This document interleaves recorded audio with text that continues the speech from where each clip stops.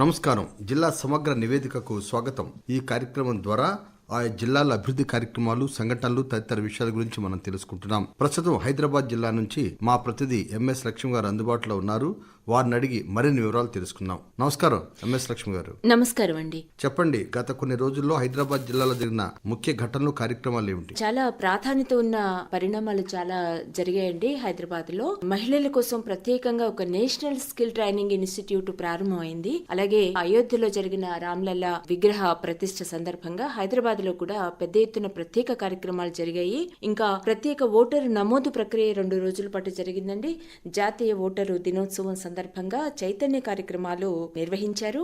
చారిత్రక గోల్కొండ, ఉస్మానియా విశ్వవిద్యాలయం ఆర్ట్స్ కళాశాల భవనాలకి లైట్ అండ్ సౌండ్ కార్యక్రమాల్ని కొత్త పరిజ్ఞానంతో అందుబాటులోకి తీసుకొచ్చారండి. మహిళల కోసం ప్రత్యేకంగా నేషనల్ స్కిల్ ట్రైనింగ్ ఇన్స్టిట్యూట్ ను ప్రారంభించారు కదా, వివరాలు ఏమిటి? మహిళల సాధికారత కోసం హైదరాబాద్ లో ఏర్పాటు చేసిన ఈ జాతీయ స్కిల్ ట్రైనింగ్ ఇన్స్టిట్యూట్ పూర్తిగా మహిళల కోసమే కేటాయించబడింది.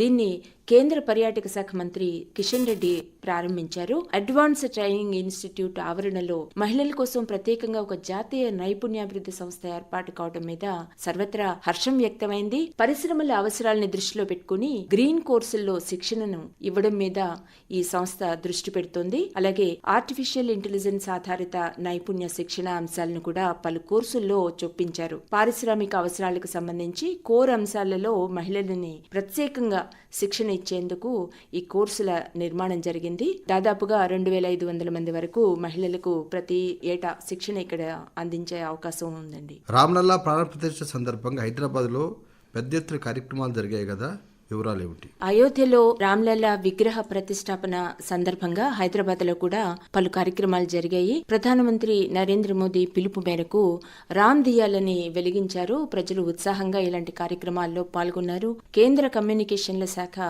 వందలాది ఏళ్ల చరిత్ర ఉన్న భద్రాచలం శ్రీ సీతారామచంద్ర స్వామి ఆలయం పైన ఒక ప్రత్యేక తపాలా కవర్ ని విడుదల చేసింది.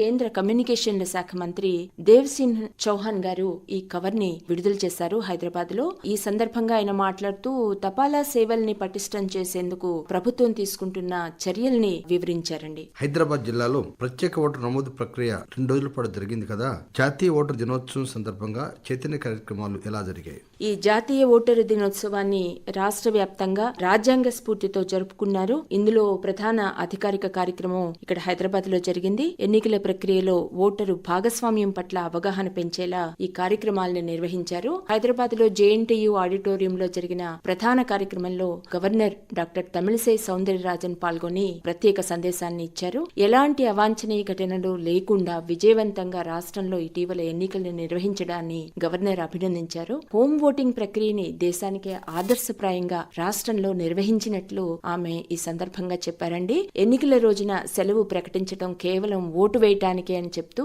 ఒక సామాన్యుణ్ణి అసామాన్యునిగా మార్చేందుకు మన వేలి మీద మచ్చ ధరించడం అందరికీ గర్వకారణం కావాలని ఆమె చెప్పారండి. గోల్కొండకు ఉస్మానియా విశ్వవిద్యాలయం ఆర్ట్స్ కళాశాల భవనానికి లైట్ అండ్ సౌండ్ కార్యక్రమాలు కొత్త పరిజ్ఞానంతో అందుబాటులోకి వచ్చాయి కదా, వివరాలు ఏమిటి? చారిత్రక గోల్కొండకి అలాగే ఉస్మానియా విశ్వవిద్యాలయంలో ఆర్ట్స్ కళాశాల భవనానికి కొత్తగా లైట్ అండ్ సౌండ్ కార్యక్రమాల్ని ఏర్పాటు చేశారు. గోల్కొండకి అంతకు ముందే ఒక లైట్ అండ్ సౌండ్ కార్యక్రమం ఉన్నప్పటికీ దాన్ని రివైజ్ చేసి కొత్త కథతో, కొత్త పరిజ్ఞానంతో మళ్ళీ ఒక కొత్త షోని అందుబాటులోకి తీసుకొచ్చారు. హైదరాబాద్ లో ఉన్న సాలార్ జంగ్ మ్యూజియం లో 5 కొత్త గ్యాలరీలను కూడా ఏర్పాటు చేశారండి. వీటన్నిటిని కేంద్ర సాంస్కృతిక శాఖ మంత్రి జి కిషన్ రెడ్డి ప్రారంభించారు.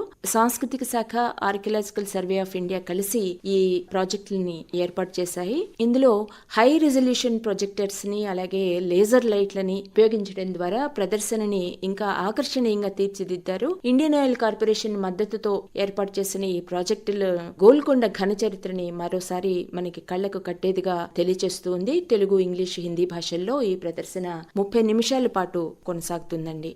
అదండి హైదరాబాద్ జిల్లా నుంచి మా ప్రతినిధి ఎంఎస్ లక్ష్మి గారు అందించిన జిల్లా సమగ్ర నివేదిక.